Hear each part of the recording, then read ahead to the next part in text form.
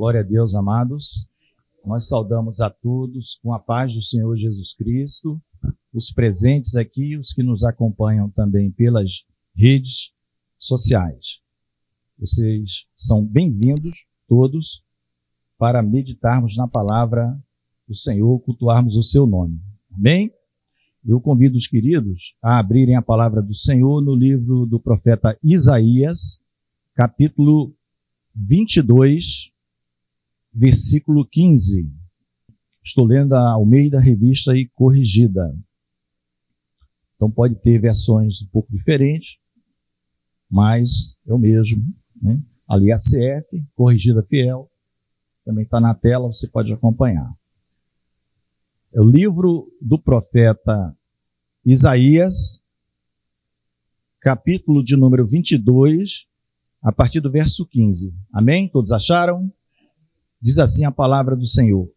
Assim diz o Senhor Jeová dos exércitos. Ainda vai ter com este tesoureiro, com Sebna, o mordomo, e diz-lhe, que é que tens aqui?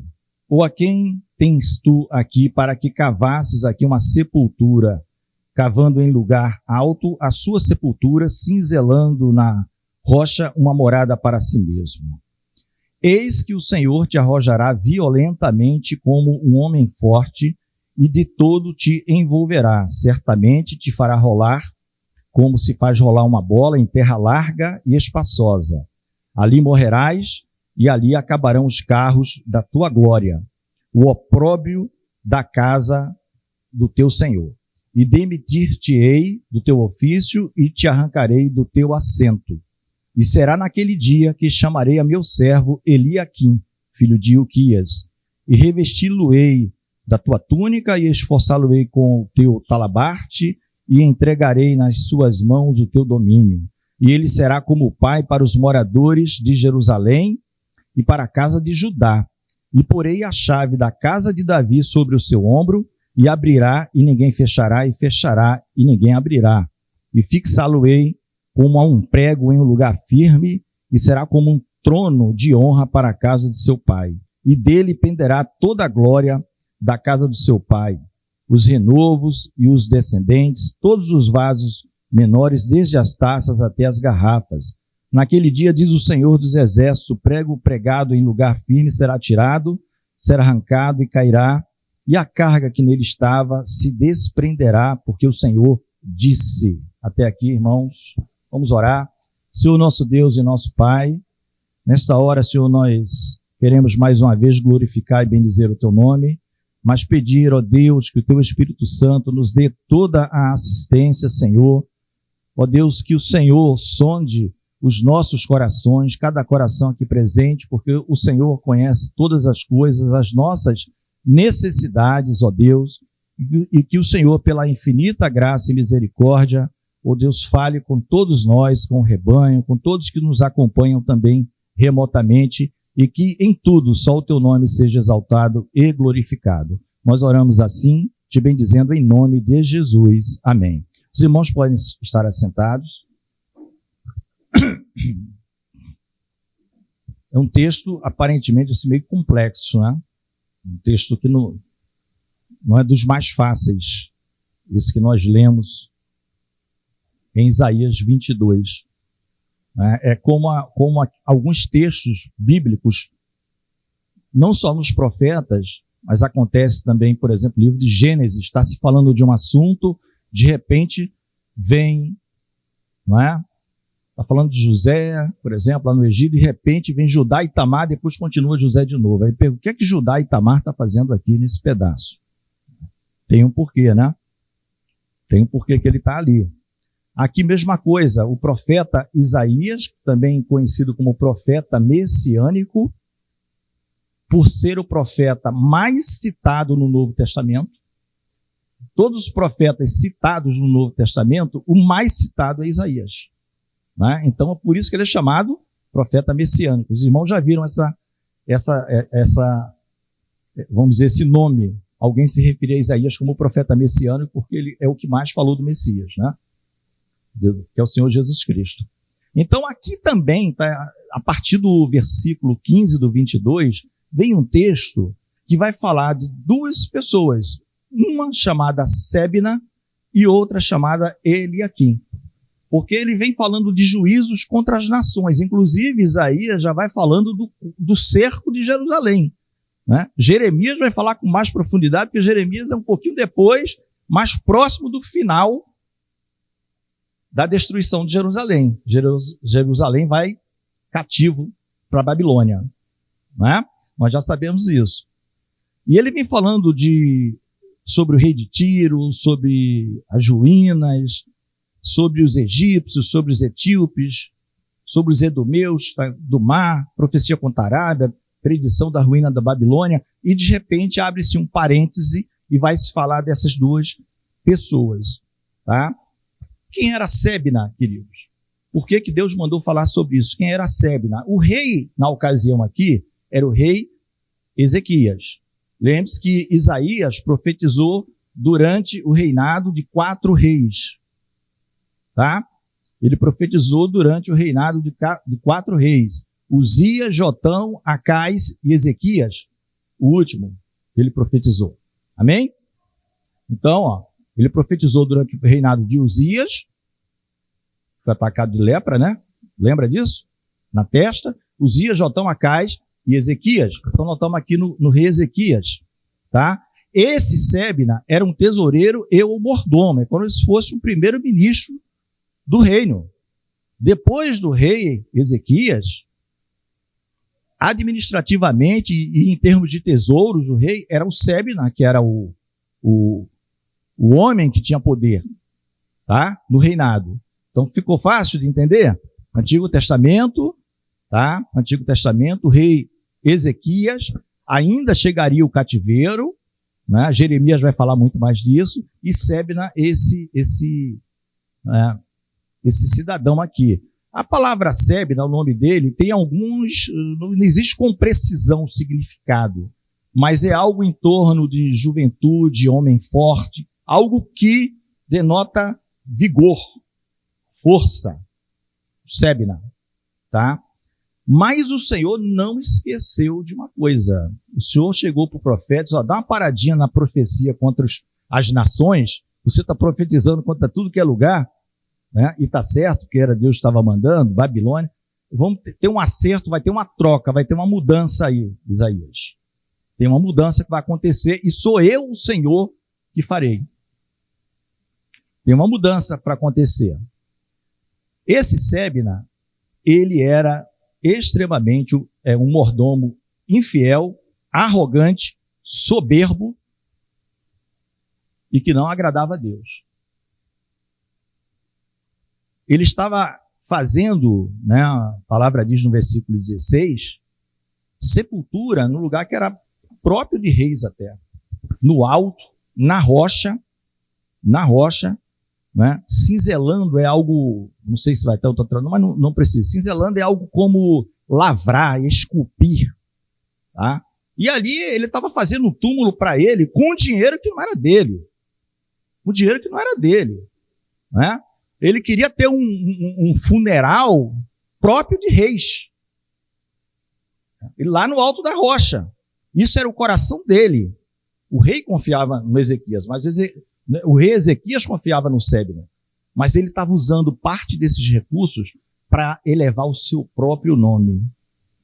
O nome disso é soberba. Soberba. E a palavra de Deus diz o seguinte, eis que eu não suportarei soberbo. Está no Salmo 101, de 5 a 6. Puder projetar aí, Igor? Salmo 101, 5 e 6. Olha o que nosso Deus fala sobre isso. Salmo 101, 5 e 6. Aquele que murmura do seu próximo às escondidas, eu destruirei. Aquele que tem olhar altivo e coração soberbo, não suportarei. É o Senhor que está falando. Passa para o próximo. Os meus olhos estarão sobre os fiéis da terra, para que se assentem comigo. O que anda num caminho reto, esse me servirá. Amém? Glória a Deus. E nós também vimos que Deus está dizendo, está proclamando um juízo há um juízo de Deus sobre esse Sébina, sobre essa arrogância aqui, né? O que você está fazendo cavando o sepulcro como se você fosse um rei? Não é? O que você está fazendo com o recurso do rei Ezequias? Porque ele tinha também a chamada chave de Davi, tá? Era a ideia de que quem podia entrar nos palácios do rei, quem não podia. Quando ele fechava, ele tinha uma autoridade. Né? A gente pode ir trazendo já para os tempos de Jesus. O que é que os judeus, os fariseus fizeram? Eles se apropriaram, nem entravam no reino e não deixavam ninguém entrar. A palavra não diz isso? Eles não entravam no reino, porque não aceitavam Cristo, e ainda impediu aqueles que queriam entrar de entrar, com ameaças. E houve uma trocazinha, né? Saiu e entrou um negócio chamado igreja, cujo cabeça é Jesus Cristo. Né? Cujo cabeça é Jesus Cristo. Aqueles que nada eram. Meus queridos, a palavra diz que o Senhor arrojaria violentamente como homem forte. Essa fala do homem forte é porque é o significado do nome dele. Fortaleza, juventude, vigor. Ah, você é o forte, você confia em si mesmo, né? Já dizia Jeremias, não se glorie o sábio na sua sabedoria, nem o forte na sua força, nem o rico na sua riqueza. Mas aquele que se gloriar, glorie-se no Senhor, tá? Em saber que faço beneficência e justiça e destas coisas me agrado. Não é? Então, você pode ser sábio, você pode ser forte, você pode ser rico, mas não se estriba nisso não, hein? Glorie-se no Senhor. A glória é de Deus. A glória é de Deus. Esse homem estava cavando uma sepultura. E até isso é interessante, né? Olha o caminho do soberbo parece que é ir para a sepultura mesmo. Ele vai receber no final a sepultura. É isso mesmo. O salário do pecado é a morte. E o Senhor diz que tirará ele violentamente. Fará rolar como uma bola. Em terra larga e espaçosa. Ali morrerá. Vai ser um opróbrio. O Senhor diz que ele vai demitir. Eu te demitirei do teu ofício e te arrancarei do teu assento. Então, essas coisas, amados, vão apontando para mudanças que Deus faz. A Bíblia, ela fala uma mesma linguagem do Antigo e o Novo Testamento. A diferença é que no Antigo Testamento ela vai falando muito de sombras. Né? Onde é que está escrito sombras na Bíblia com bastante vezes?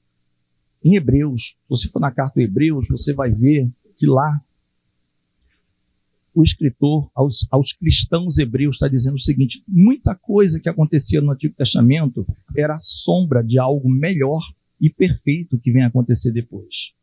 Não era o perfeito. Ali era a sombra. O perfeito é Cristo. Ele é perfeito. Né? Ele é o perfeito. Aí o Senhor diz que vai, no dia em que ele for demitido, certamente o Senhor não desceu, não. Ele tocou no coração do rei, em alguém, né? Até porque o profeta Isaías tinha acesso ao rei Ezequias, né? E diz, olha, eu vou chamar o meu servo Eliaquim. Então você já vê uma diferença aqui. Aqui Deus está estabelecendo.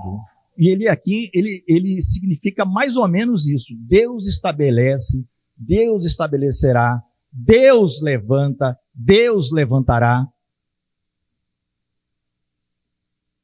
Então começa com Deus. O Sébina não, era eu me levantei, eu faço o que quiser com o dinheiro, eu deixo entrar quem quiser, O problema não é esse, o problema é que você está fazendo o uso errado. Você está tomando o lugar de Deus. Você se apropriou, como os fariseus faziam muito, na cadeira de Moisés vocês estão assentados. Jesus disse para eles.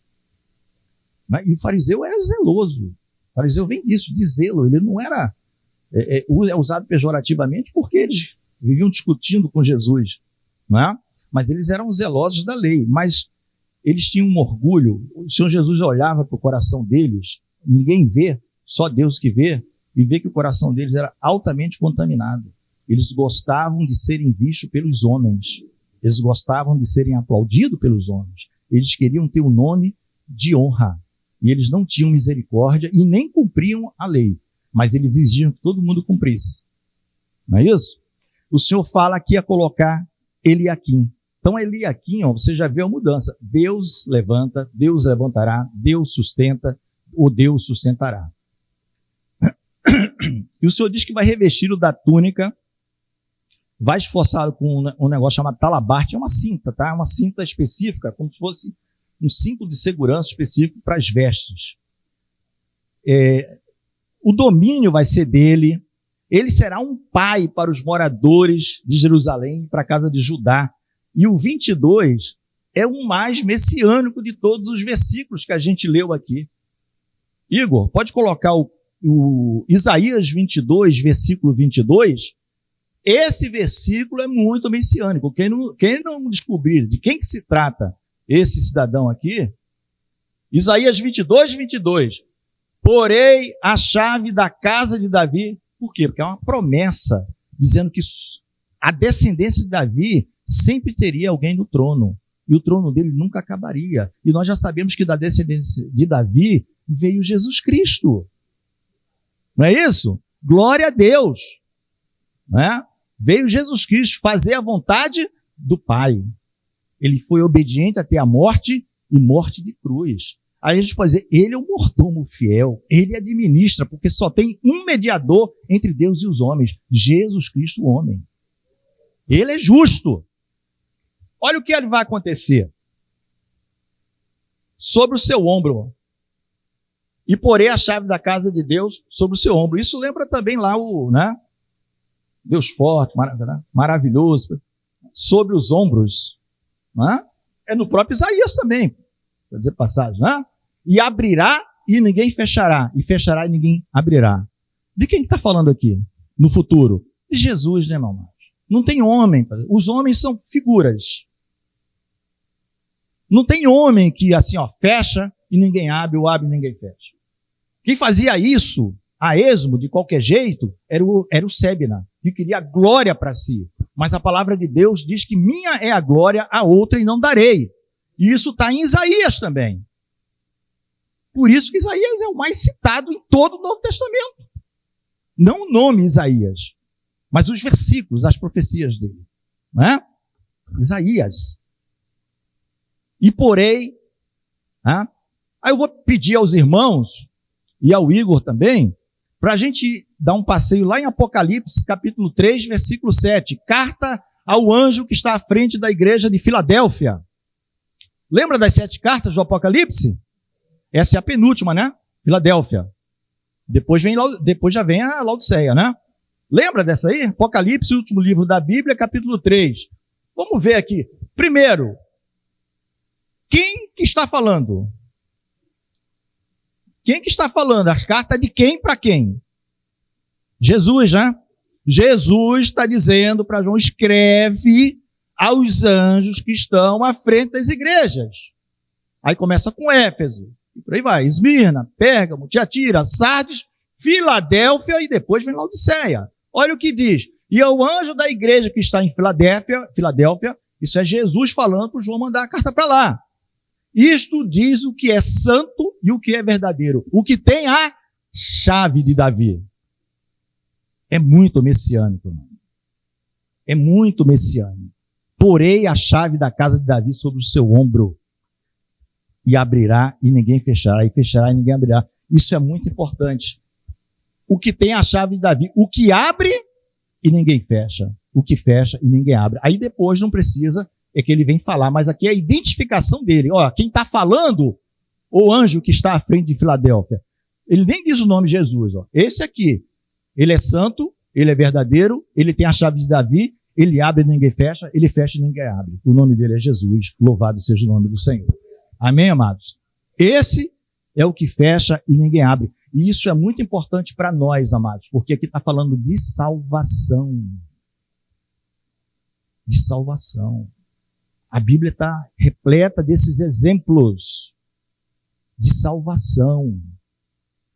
É aquele que é Jesus que abre. Não adianta chegar às 5 virgens loucas, Mateus 25, né? As virgens loucas, abre no Senhor. Já fechou. E não vai abrir. Por quê? Porque o mordomo fiel está dizendo que não vai. Ele vai fazer a vontade do Pai. Glória a Deus. Tem o Espírito Santo também na igreja, hein? Mordomia. Perfeita. Nós somos imitadores, né? A gente tenta, Deus quer fazer de nós a imagem do seu Filho. Romanos 8, 29. Né? Logo em seguida, aquele texto, tudo concorre para o bem daqueles que amam a Deus, daqueles que são chamados segundo o seu propósito.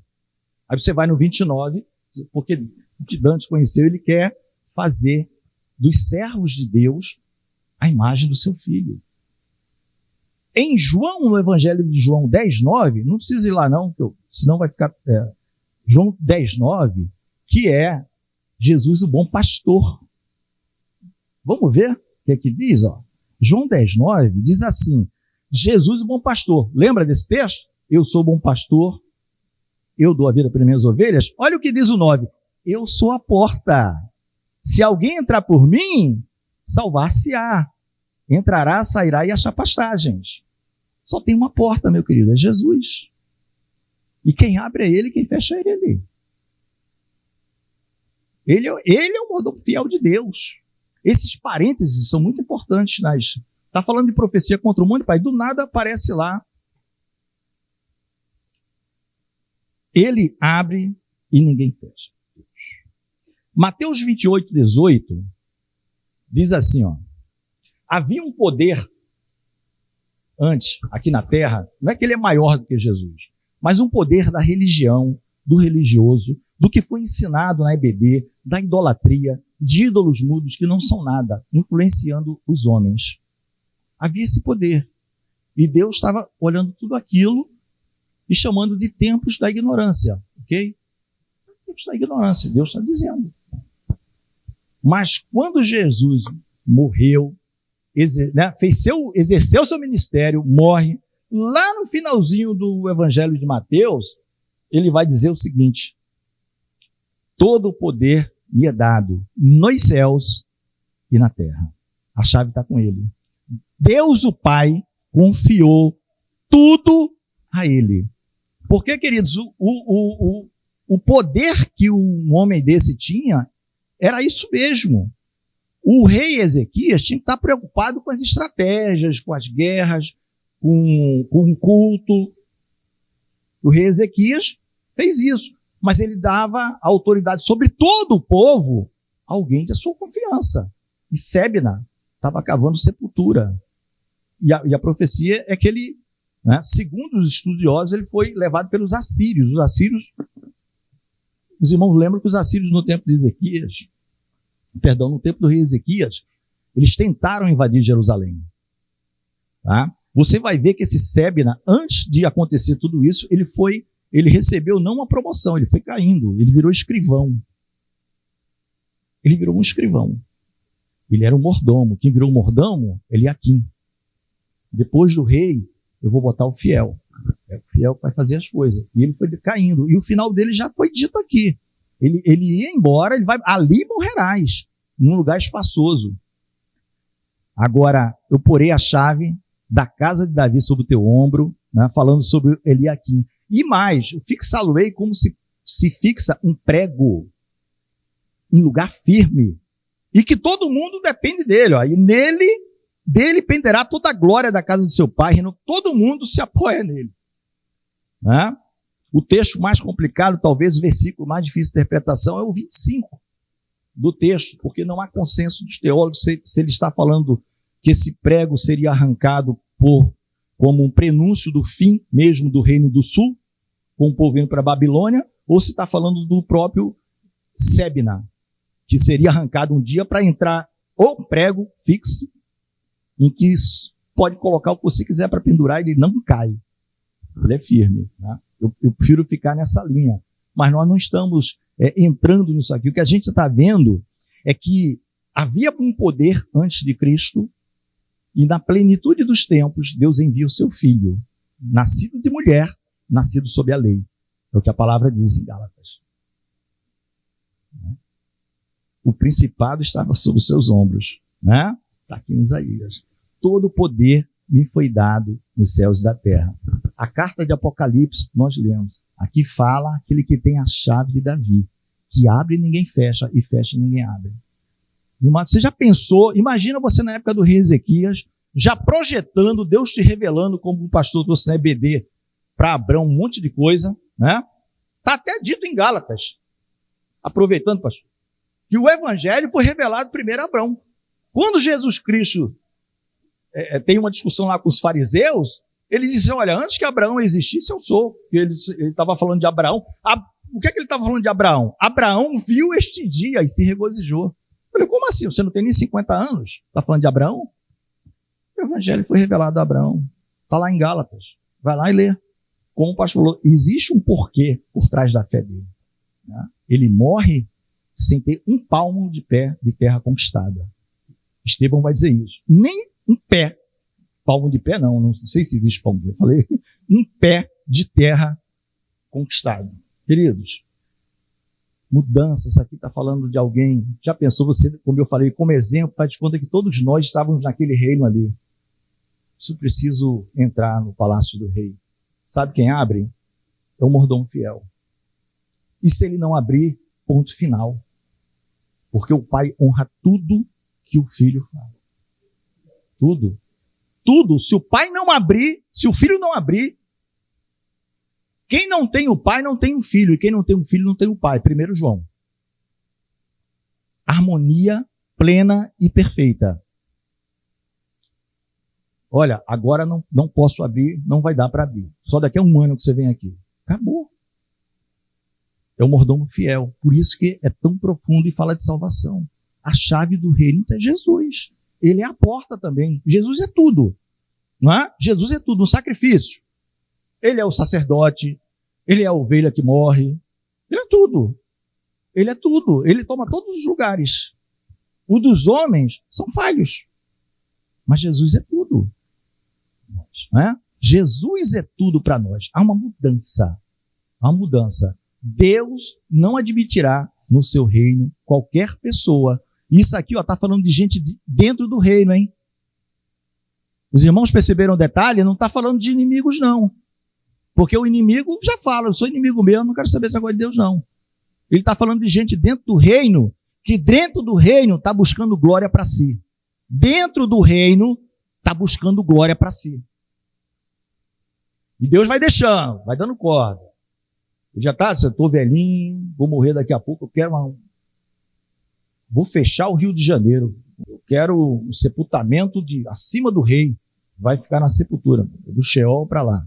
Lago de fogo, enxofre, dentro do reino. Deus não quis assim. Deus que levanta. É Deus que levanta. É Deus que manda Jesus como seu filho que se torna carne, o verbo. É Ele quem faz todas as coisas. O Senhor requer humildade de nós, né? Aquele pastor Carlos já trouxe aqui, Mateus 5:3, não precisa ir lá, é quando o Senhor Jesus, é o Sermão da Montanha, são os capítulos 5, 6 e 7. De vez em quando a gente tem que estar lendo para a gente ver quão longe a gente está ainda de ser, mais ou menos, né? Mateus 5, 6 e 7, lê os 3 capítulos, que ali é um Sermão da Montanha. Quando Jesus começa o sermão, ele começa em 5:3, já no versículo 3 do capítulo 5. Bem-aventurados os pobres de espírito, porque deles é o reino dos céus. Não é que será.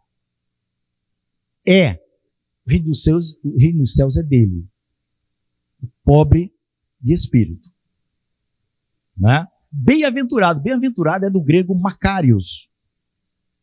Makarios. Você sabe para quem que os gregos, regra geral, usavam essa expressão Makarios?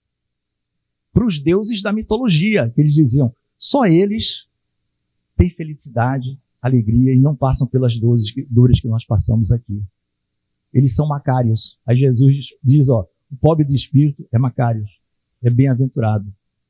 Por quê? Porque a palavra, né, já foi explicada, esse pobre aqui, existem várias palavras para pobre, mas a que está na Bíblia é o ptokos, o ptokos, que quer dizer muito mais do que pobre, é indigente.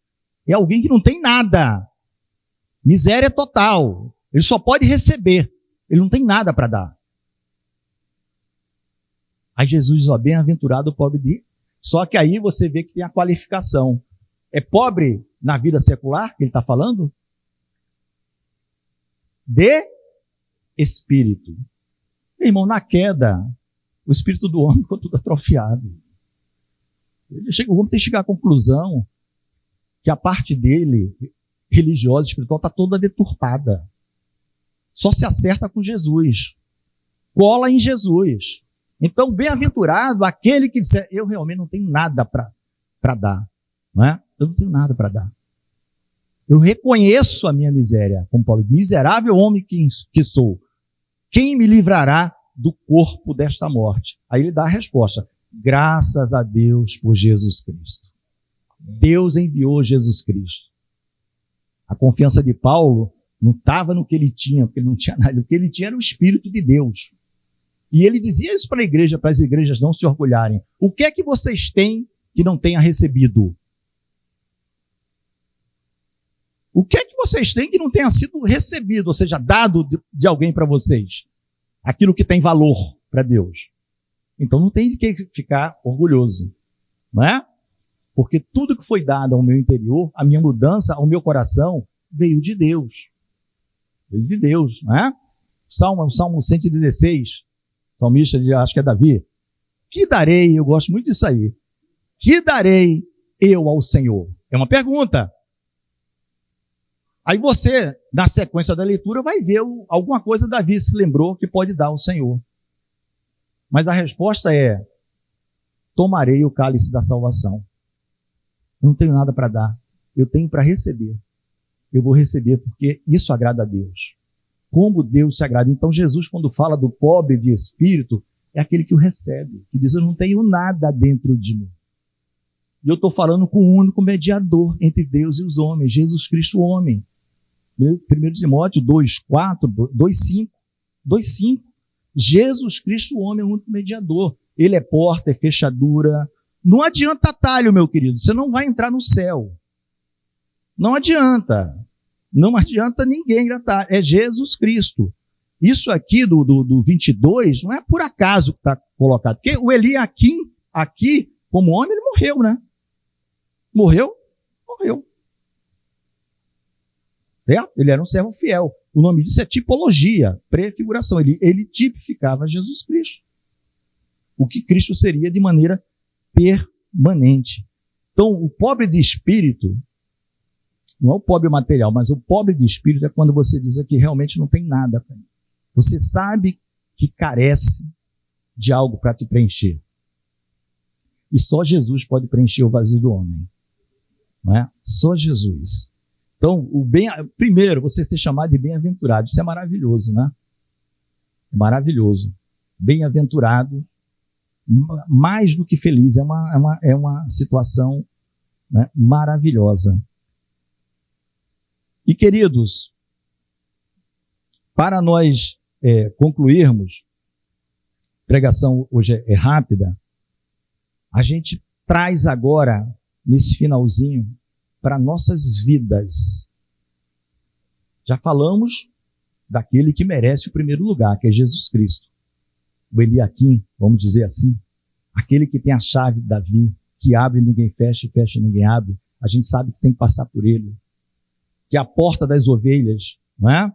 Como está em 10:9, que todo o poder, toda a autoridade lhe foi dada. Embora em Hebreus está escrito, ainda hoje há resistentes, pessoas que estão resistindo debaixo dos seus pés, não se renderam, mas a gente sabe que todo joelho se dobrará e toda língua confessará que Jesus Cristo é o Senhor, para a honra e glória de Deus Pai. E se está escrito, há de se cumprir. Louvado seja o nome do Senhor. É a aplicação final para a nossa vida. Agora, como servos, para a nossa reflexão, nós estamos sendo um Sebna ou estamos sendo um Eliaquim? Nós estamos sendo um mordomo fiel ao nosso Senhor? Ou estamos sendo um mordomo que recebemos dons e vocações de Deus para a nossa autopromoção? Agora, os irmãos entenderam a mudança? Eu não estou falando mais agora naquilo que é a figura, né? Aponta algo muito mais... não tem como comparar. Jesus Cristo. Agora a gente traz para a nossa. Existe um Senhor sobre as nossas vidas, não existe? Existe um Senhor. Se nós formos sébios, a gente simplesmente vai estar com as vestes do mordomo, parecendo um mordomo. Túnica, cintos especiais, chave, um monte de coisa. Mas a gente está cavando o mesmo buraco, como o pastor falou. Abismo chama outro abismo, está lá no Salmo. Porque ele estava querendo glória para ele. Ele queria ter um sepultamento de rei. Vai ter o sepultamento, mas largado. A palavra diz que nem sepultura foi. Vai ser levado. Historiadores, alguns que não está na Bíblia, entendem até que ele foi levado por uma das levas, porque os assírios eles já tinham atacado várias cidades de Judá e conquistado.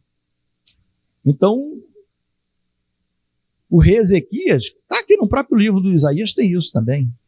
Ele vai chamar o profeta vai lá, vai para Jerusalém não ser tomada, e não foi, né? Mas não é a pregação de hoje. Ou nós estamos sendo como um Eliaquim, exatamente como ele? Não, nós não temos a chave. Agora a gente já sabe que tudo pertence a Deus. Nós temos apenas que ser mordomos fiéis. Né? Nós temos que ser mordomos fiéis. Como está ali entendermos a nossa posição de pobre de espírito. Está em Lucas 18, né? Lucas 18, 9, aquela parábola do fariseu e do publicano, bem conhecida. Lucas 18, 9. Né? O fariseu vai lá no templo, né? Ele diz, Senhor, jejuo 3 vezes por semana, dou o dízimo de todo o meu patrimônio, eu não sou como os demais homens, inclusive esse aqui do lado, eu não sou como ele. Cheio de... Né? O outro, publicano, já era mal falado por ser publicano, que é cobrador de imposto, trabalhando para Roma. Né? Então era visto como uma pessoa, persona não grata, pela comunidade dos irmãos judaicos, porque ficava cobrando o tributo, mas era o trabalho dele. Ele não teve nem coragem de adentrar muito no templo, nem de levantar a cabeça, e pediu a Deus só uma coisa, misericórdia. Tem misericórdia de mim, Senhor, eu sou pecador.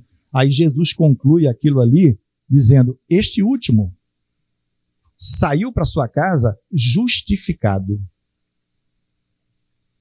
O publicano que disse que não tinha nada para dar e pediu a Deus misericórdia, ele foi como um pobre de espírito, não tem nada. Eu conheço a minha, não é? Eu conheço, esses dias a gente estava numa reunião de oração, né? E nós falamos de Jó um pouquinho. Jó falou, e quando chega no capítulo 38 de Jó, entra Deus no circuito.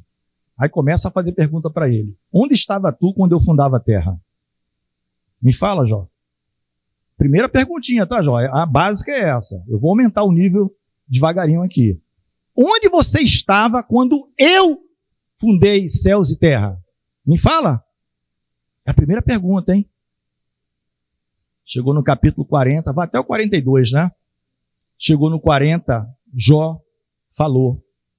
Jó diz, eu sou vil. Eu sou um zero, muitos zeros à esquerda. Desprezível eu sou. Eu sou um verme.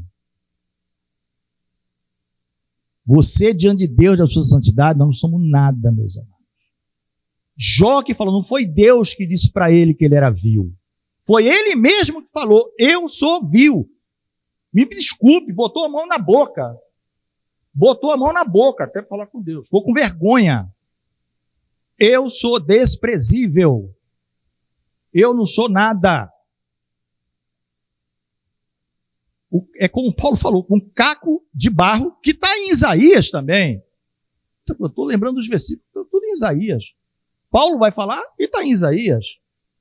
O caco de barro reclamando, um caco dentro de tantos cacos, reclamando com o oleiro. Mas, como diz assim, tem cabimento? Um caco de um vaso reclamando com o oleiro. O oleiro faz como lhe aprouver, meu Deus. Deus faz como quiser com a gente.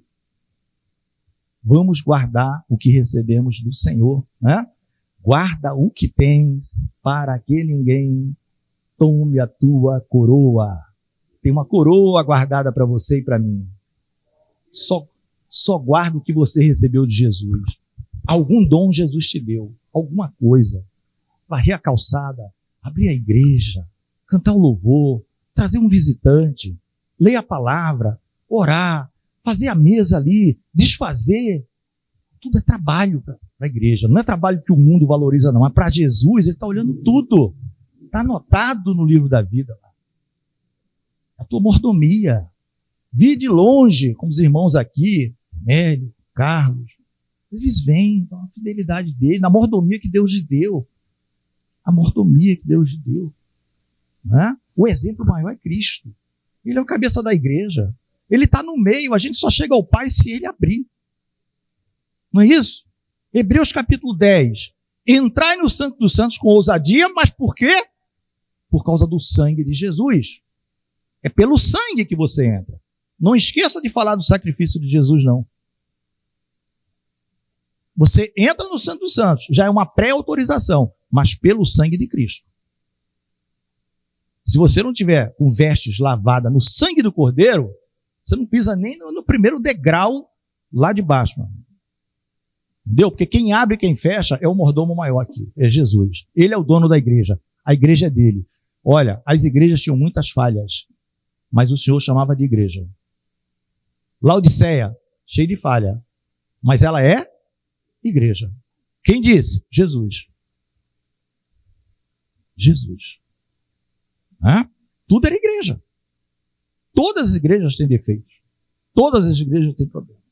Agora, o que nós estamos, para terminar aqui, o que nós estamos vendo é, na nossa parte que nos cabe, vamos ser um ali aqui? Primeiro que a gente não se arvora. É Deus que levanta. Te dá vestes. Vamos trabalhar com fidelidade ao rei e não tirar proveito de ovelhas ou de quem quer que seja para si próprio. Porque isso entristece muito o Senhor e a gente não quer que o fim de ninguém seja igual ao de Sebna, né? O Senhor, essas pessoas vão fazendo assim as coisas, pensa que ninguém está vendo. Ninguém humano pode não estar vendo, mas Deus está vendo. De repente, Deus fala, o profeta Isaías, para um pouquinho. Senhor, eu estou dando as profecias, o Senhor me falou, conta Tiro, conta Etiópia, conta o Egito, conta do mar. Não, mas para um pouquinho que eu quero tratar de um assunto interno. Do mordomo e tesoureiro. Ele é chefe dos tesouros e do mordomia de toda a casa do rei Ezequias. Você vai falar isso para ele, é pessoal. E eu vou levantar ele aqui. Eu que vou levantar ele aqui. Você entende? Deus tem preocupações também, vamos dizer assim, com a igreja dele. Ele quer que todos sejam fiéis naquilo que ele te concedeu. Vai ficar tranquilo, mas eu não sei fazer nada. Não, sabe?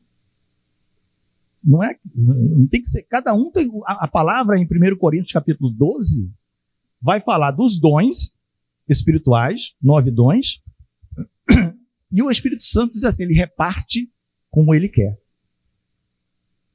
Depois, no mesmo capítulo, Paulo vai falar do corpo.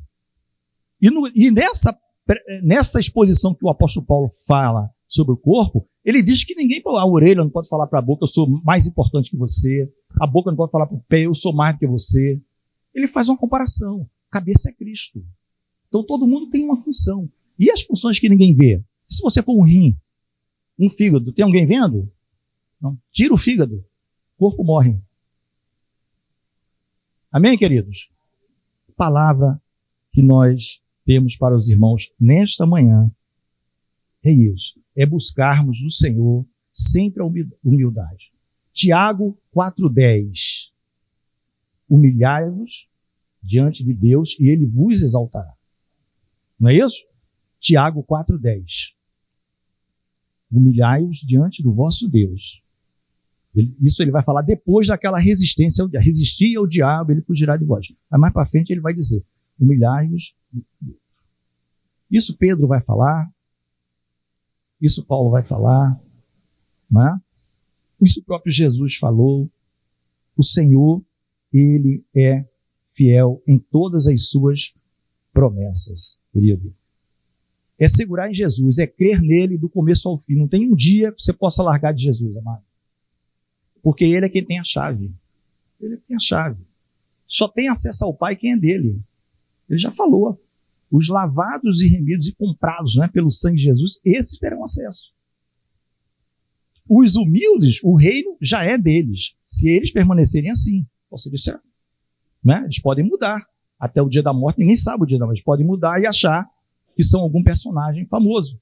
Esqueceram de toda humildade e que Deus um dia chegou na sua vida pela pessoa de Jesus Cristo, seu Filho, e já te disse que o reino é teu. Né? E aqueles que estavam lá, que eram os bonzões, ficaram de fora, porque não quiseram receber a Jesus, querido. Amém? Que o Senhor nos abençoe. Vamos estar de pé, vamos orar para terminarmos o culto. Senhor Deus e Pai, nós oramos a Ti nesta hora, ó Deus, te agradecendo, Senhor, pela oportunidade que o Senhor nos deu de estarmos aqui reunidos, ó Deus, em torno do Teu nome, louvando o Teu nome, bendizendo o Teu nome, proclamando a Tua salvação, Senhor. Que o Senhor nos leve em segurança aos nossos lares, que tenhamos um final de domingo abençoado na Tua presença, guardados por Ti, não só nós, ó Deus, e os amados que nos acompanham pela internet, mas os nossos familiares, os nossos queridos, os nossos parentes, que muitas vezes alguns estão distantes do Senhor. Que o Senhor tenha misericórdia, que o Senhor nos guarde em tudo, Senhor, que só o nome do Senhor seja glorificado, que durante a semana, Senhor, não esqueçamos um dia sequer de nos voltarmos para Ti, de reconhecermos a nossa limitação, quão pequenos nós somos, mas servimos a um Deus que tem toda a autoridade no céu e na terra. Senhor, é Tu que nos fazes passar pela porta e achar pastagens, ó Deus. Foi pela morte do Teu Filho e ressurreição que nós temos vida hoje, ó Senhor, e vida eterna, vida zoe, com qualidade. Além da vida biológica, nós temos zoe, ó Deus, aquela que é eterna, que não acaba.